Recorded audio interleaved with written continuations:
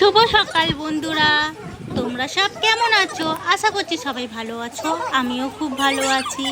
আর দেখো, আজকে সকালবেলায় আমার জামাইবাবুকে একটু কাজ দিয়েছি। সে কাজটা হচ্ছে পুঁই শাক, কুমড়ো, আলু সব কাটা দিয়েছি।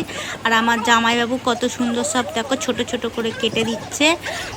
তো এটা আমার মেজ জামাইবাবু। আর আমার মেয়ে দেখো দাঁড়িয়ে আছে খালি গায়ে, বিছানা গোছানো হয়ে গেছে। আর এইদিকে আমার বড় মেয়ে বসে বসে দেখো খেলা করছে। আর এদিকে দেখো কাতলা মাছ এনেছিলাম, আমি আনিনি, আমার বর এনেছিল কাতলা মাছ। আর মাছের তেলটা রয়েছে, বানাবো। আর পুঁই শাক, কুমড়ো। আর ওই ঘরের খাটটাও পরিষ্কার, কিন্তু কি বলো তো, বৃষ্টি পড়ছিল, কাপড় জামা শুকোতে দেওয়ার জায়গা ছিল না। ভাবলাম চলো, আমি তো ওয়াশিং মেশিনে কাপড়গুলো শুকিয়ে নিই, তো হালকা হালকা ভিজে থাকে, ওটা হাওয়াতেও শুকিয়ে যায়। তো ভাবলাম চলো ঘরে মিলে দিই। তো ঘরে মিলে দিলাম। ওটা দুপুরের খাওয়া দাওয়া সব করা হয়ে গেল। এটা হচ্ছে তারপর দিনকে ভিডিও।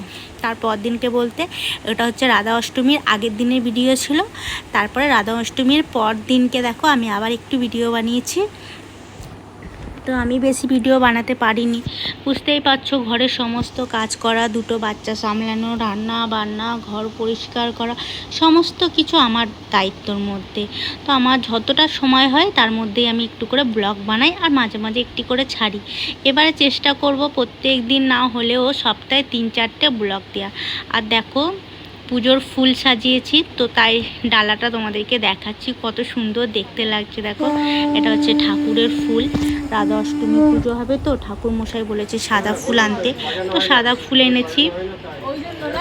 আর এটা হচ্ছে আমপল্লক আছে। আর ওই ছোট যে চুবড়িটা দেখছো, ওটা কিসের চুবড়ি কি একটা বেশ বলে, আমি জানি না, আমরা এখানে চুবড়ি বলি, তা সেটাই বললাম। এই চুবড়িতে আছে বেলপাতা, তুলসী পাতা, আর হচ্ছে দোপাটি ফুল আছে, ব্যাস আর কিছু না। আর এদিকে আমার পুজোর সমস্ত জোগাড় হয়ে গেছে, সকাল থেকে উঠে সমস্ত পুজোর জোগাড় হয়ে গেছে। সব কিছু জোগাড় করে রেখে আর পাতা দিয়ে ভালো করে ঢাকা দিয়ে রেখেছি। তো ঠাকুরমশাই বলেছে 4টের সময় আসবে, দেখি কটায় আসে। ঠাকুরমশাই আসুক, ততক্ষণে আমি এদিকে আরও কিছু কাজ আছে একটু গুছিয়ে নিই।